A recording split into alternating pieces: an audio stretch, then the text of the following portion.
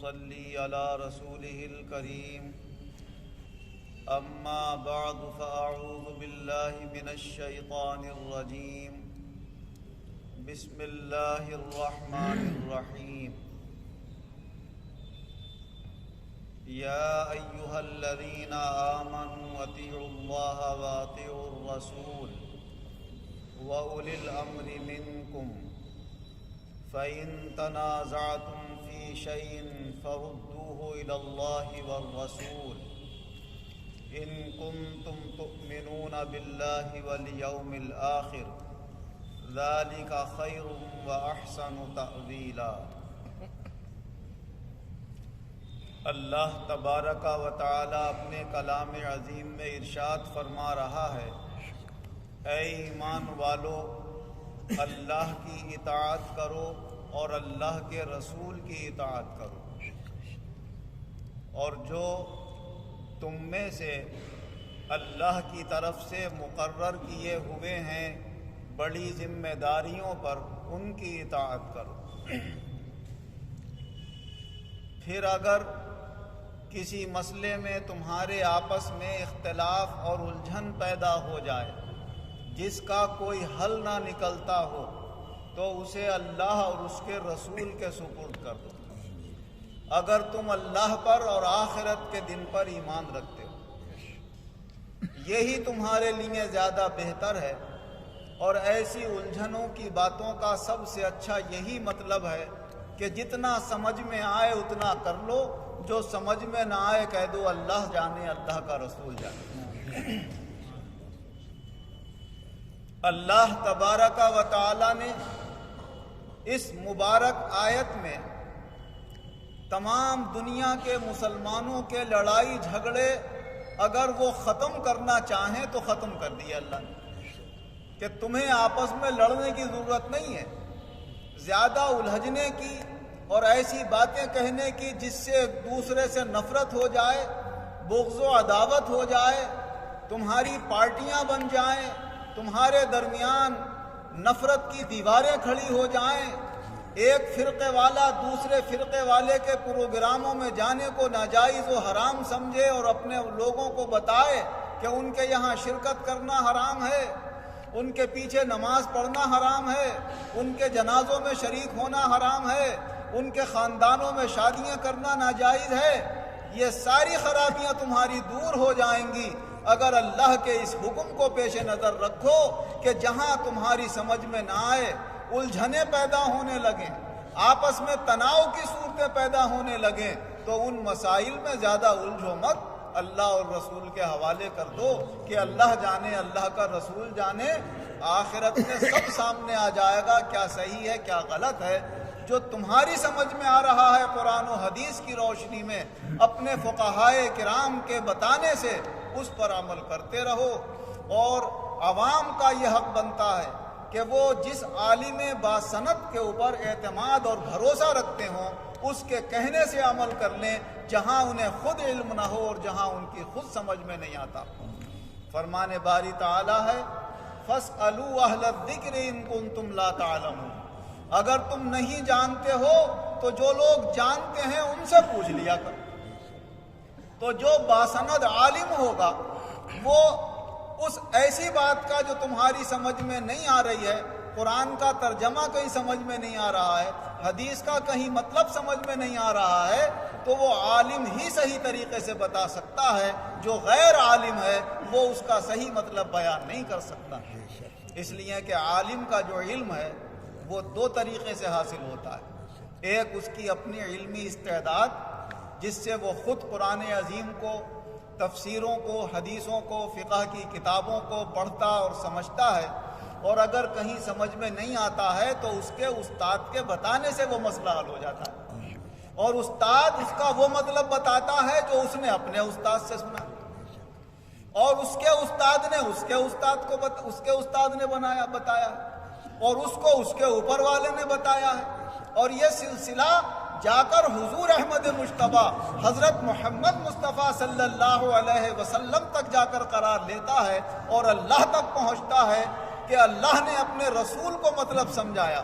رسول نے اب صحابہ کرام کو سمجھایا، صحابہ نے اپنے بعد والوں کو سمجھایا، تو استادوں کی نگرانی میں جنہوں نے سند کے ساتھ علم حاصل کیا ہے، اگر ان کی خود سمجھ میں کوئی بات نہیں آتی ہے تو اپنے استادوں سے پوچھ لیتے ہیں، اور ان کے استادوں کے پاس ان کے اوپر والوں کا بتایا ہوا علم ہوتا ہے، یہاں تک کہ حضور صلی اللہ علیہ وسلم سے یہ سلسلہ چلا آتا ہے اور مسئلہ آسانی سے حل ہو جاتا ہے۔ بہت ساری قرآن کی ایسی آیتیں ہوتی تھی کہ بعض وقت صحابہ اس کا صحیح مطلب نہیں سمجھ پاتے تھے تو حضور صلی اللہ علیہ وسلم کے پاس جاتے۔ جب یہ آیت مبارکہ نازل ہوئی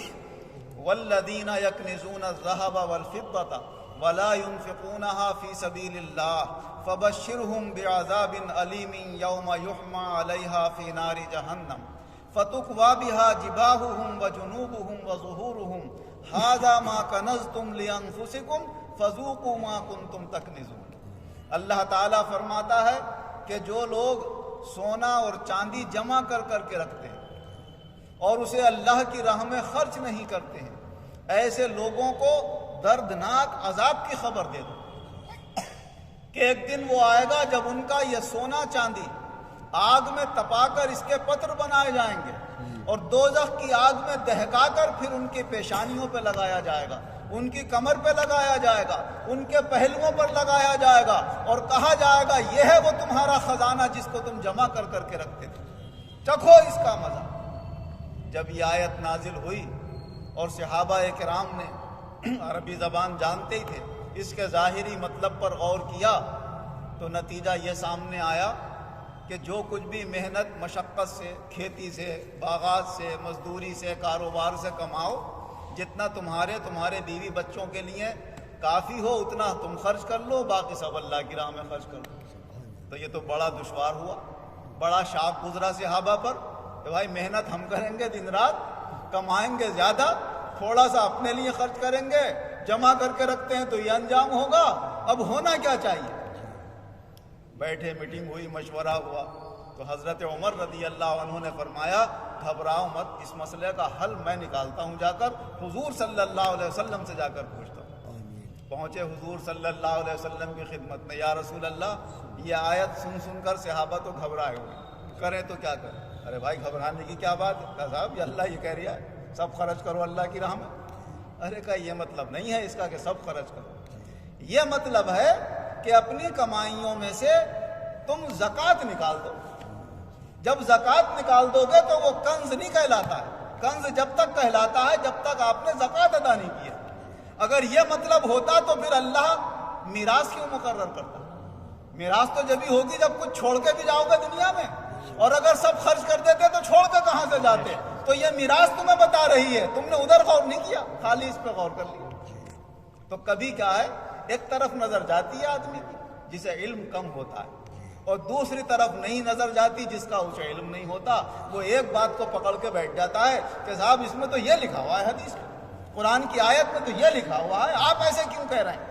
تو اسے بیچارے کو علم نہیں ہے، کامل نہیں ہے۔ کامل ہے تو اللہ ہے، اللہ کے رسول ہیں، وہ کامل علم والے، جب ان سے رجوع کیا گیا تو انہوں نے بتایا کہ اس کا مطلب یہ ہے کہ جب کمائی کرنے کے بعد اگر اتنا مال ہو جائے کہ اس میں سے زکوٰۃ ادا کرنا ہے تو پہلے تو سال بھر تک خود مزے سے اسے کھاؤ،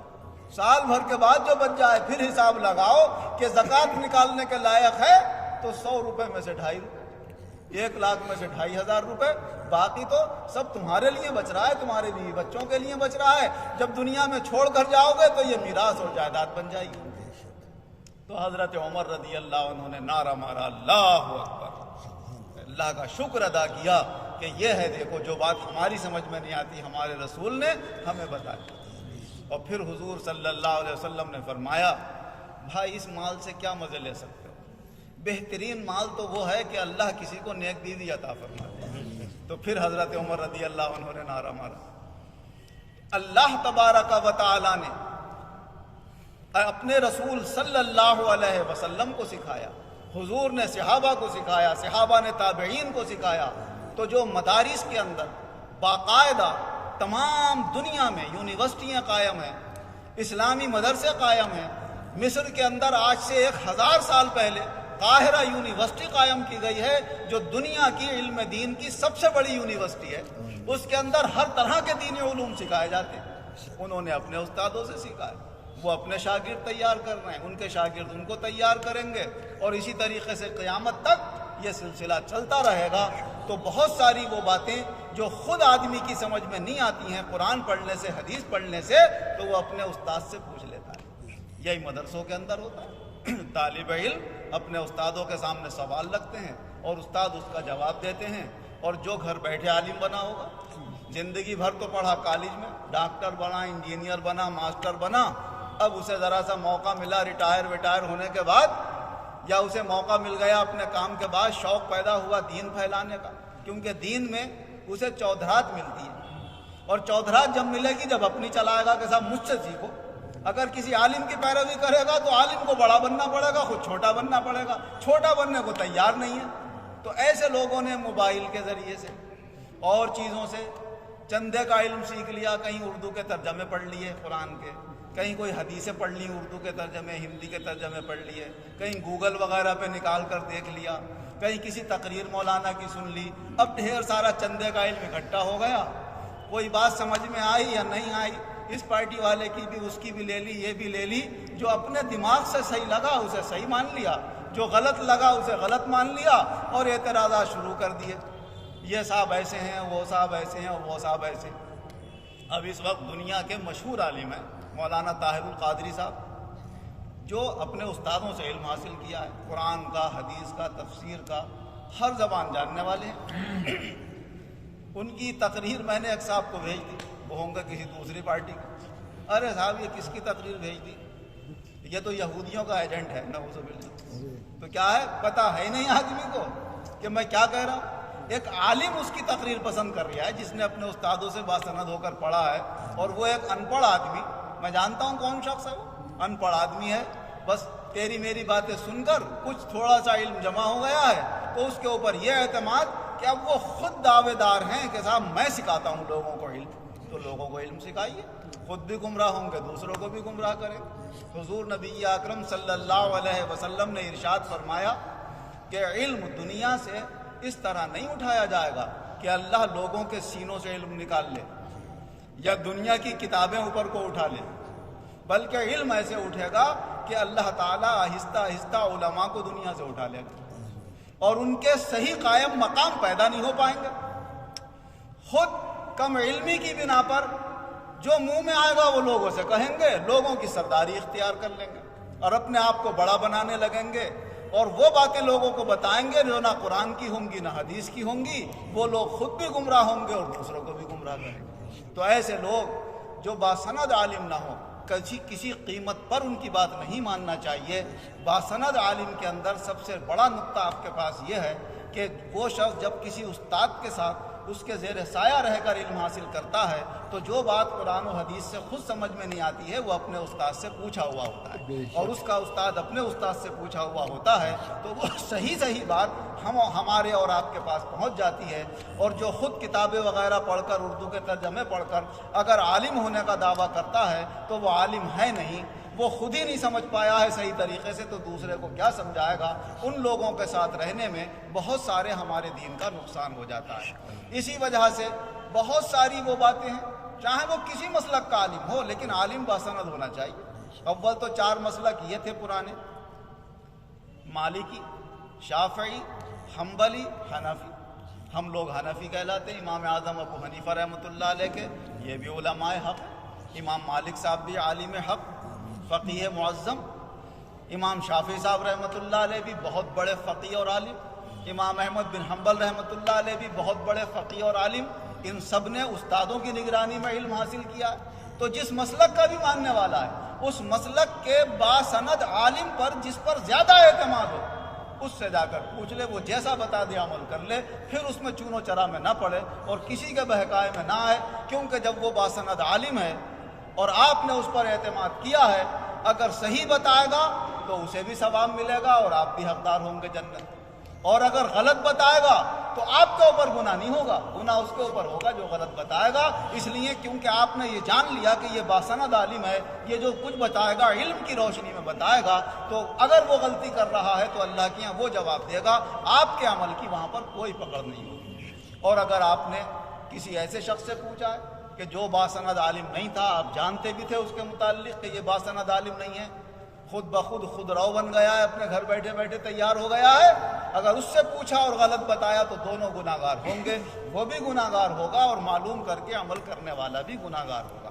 اب ایسے بہت سارے مسائل ہیں جن کی تفصیل انشاءاللہ آہستہ آہستہ بتائی جائے گی کہ ایک پارٹی کہتی ہے ہم صحیح ہیں، دوسری کہتی ہے ہم صحیح ہیں، تیسری کہتی ہے ہم صحیح ہے، چوتھی کہتی ہے ہم صحیح ہیں، لیکن کون صحیح ہے حقیقت تو اللہ اور اس کا رسول ہی جانتا ہے۔ تمہارا اعتماد جس عالم پر ہے وہ جو تمہیں بتا دے کہ یہ صحیح ہے اس کو تم مان لو، اور جو سمجھ میں نہ آئے تو تم عمل ہی مت کرو اس کے اوپر، کیونکہ اللہ فرماتا کہہ دو اللہ جانے اللہ کا رسول جانے، جو ضروری باتیں ہمارے دین کی اسی پہ ہمارا عمل ہو جائے۔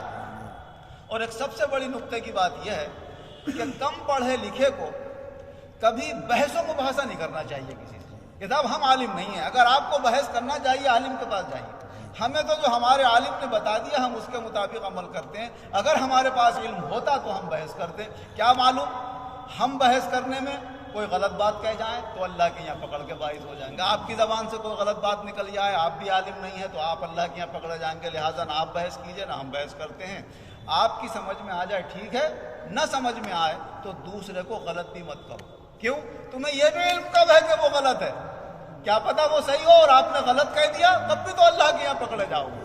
اور یہ بھی ہمارے سامنے نمونہ پیش کر دیا حضور نبی اکرم صلی اللہ علیہ وسلم نے کہ یہ تو تمہارے اپنے مذہب کی بات ہے، اگر غیر مذہب والا بھی تمہارے پاس آ جائے، کوئی یہودی آ جائے، کوئی عیسائی آ جائے اور وہ کہے صاحب تورات میں یہ لکھا ہے، انجیل میں یہ لکھا ہے، تو ہمارے رسول صلی اللہ علیہ وسلم نے فرمایا نہ اسے صحیح کہنا نہ غلط کہنا بھائی اللہ جانے اور ہمارے وہ نبی جانے جن کا تم حوالہ دے رہا ہو، موسیٰ علیہ السلام جانے، تورات والے جانے، ہمارے لیے تو قابل عمل اب قرآن اور حدیث ہے۔ فرمایا اگر تم نے یہ کہہ دیا یہ غلط ہے، کیا معلوم وہ تورات کی بات ہو، اور تورات جو ہے وہ اللہ کی طرف سے نازل ہوئی ہے، اور اللہ نے جو نازل کیا تو وہ تو حق کلام ہے، تم غلط کیسے کہہ دو گے اسے؟ اور تورات اور انجیل میں انہوں نے انحراف تحریف کر کے بہت سی چیزوں کو بگاڑ لیا ہے، وہ چیزیں بھی داخل کر لی ہیں جو اللہ کی طرف سے نہیں تھیں، اگر تم نے کہہ دیا صحیح ہے اور وہ غلط ہوا تو پھر تم اللہ کے یہاں پکڑے جاؤ۔ لہٰذا اگر غیر مذہب کا بھی کوئی آدمی آئے تو نہ اسے صحیح کہو نہ غلط کہو، تم اپنے ہی مذہب والے سے لڑتے پھر رہے ہو، کہہ رہے ہو یہ غلط ہے اور وہ غلط ہے، علم کہیں سے کہیں تک ہے نہیں۔ تو ایسی صورتوں سے اگر ہم اپنے آپ کو بچائیں گے تو بڑی آسانی سے اللہ کو راضی کرنے والے، اللہ کے رسول کو راضی کرنے والے اور آپس کے لڑائی جھگڑوں کو دور کرنے کا ذریعہ بنیں گے۔ کسی کے بہکائے سے کہ صاحب اس کے یہاں نکاح مت کریو فلاں پارٹی کا، اس کے جنازے میں مت جائیو، کبھی ماننے کی ضرورت نہیں ہے۔ اپنی رشتہ داریوں کو نبھاؤ، اپنے اسلام کے طور طریقوں کو نبھاؤ، اسلامی رشتوں کو نبھاؤ، اور کسی کے کہنے سے رکنے کی کوشش مت کرو۔ آخرت میں اللہ فیصلہ کرنے والا ہے کون حق پہ ہے کون باطل پر ہے، بس ہمارا ایمان قائم رہے، اللہ اور رسول سے محبت رہے، ہم اس کے دین کو حق جانتے رہیں۔ اگر اس میں تھوڑی بہت کمی زیادتی بھی ہوگی تو اللہ اپنے کرم سے معاف فرمائے گا۔ اللہ تعالی ہمیں فتنوں سے، فسادات سے، لڑانے والوں سے بچنے کی توفیق عطا فرمائے، اور دین کے صحیح راستے پر چلنے کی اللہ ہم سب کو توفیق عطا فرمائے۔ آمین وآخر دعوانا ان الحمدللہ رب العالمین۔ الحمد للہ رب العالمین والعاقبۃ للمتقین والصلاة والسلام علی خیر خلقہ محمد وآلہ واصحابہ اجمعین۔ اے اللہ تو نے ملایا ہے ایمان والوں کو، تیرے رسول نے ملایا، تیرے مقبول بندوں نے ملایا، ہمیں بھی ملا کے رہنے کی توفیق عطا فرما، اور آپس میں ایک دوسرے سے مل جل کر زندگی گزارنے کی توفیق عطا فرما۔ لڑانے والوں سے، سازشیں کرنے والوں سے ہمارے دین کی، تمام دین کے ماننے والوں کی حفاظت فرما۔ اے اللہ کل عالم کے مسلمانوں پر رحم و کرم فرما، بے وقوفی سے، جہالت سے، گمراہی سے، نادانی سے ہم سب کی حفاظت فرما۔ ایمان کامل، عقائد صحیحہ عطا فرما، اخلاق حسنہ عطا فرما، عقل سلیم عطا فرما، دینی دنیاوی نعمتیں عطا فرما، ترقی کے بعد تنزل سے ہماری حفاظت فرما، سب بیماروں کو شفا عطا فرما، قرض داروں کو قرضوں سے نجات عطا فرما، بے روزگاروں کو اچھے روزگار عطا فرما، جو برسر روزگار ہیں ان کے روزگاروں میں خیر و برکت و ترقی عطا فرما۔ دینی دنیاوی نعمتیں اپنے غیبی خزانوں سے ہمیں خوب عطا فرما، ترقی کے بعد تنزل سے ہماری حفاظت فرما، اپنا بھی شکر گزار بنا، اپنے بندوں کا بھی شکر گزار بنا، اپنی نعمتوں کو پہچاننے کی توفیق عطا فرما، اپنی نعمتوں کی ہمیں قدر کرنے کی توفیق عطا فرما، اپنی رضامندی، اپنے محبوب کی خوشنودی، اپنے مقبول بندوں کا ساتھ دونوں جہان میں بآسانی عطا فرما۔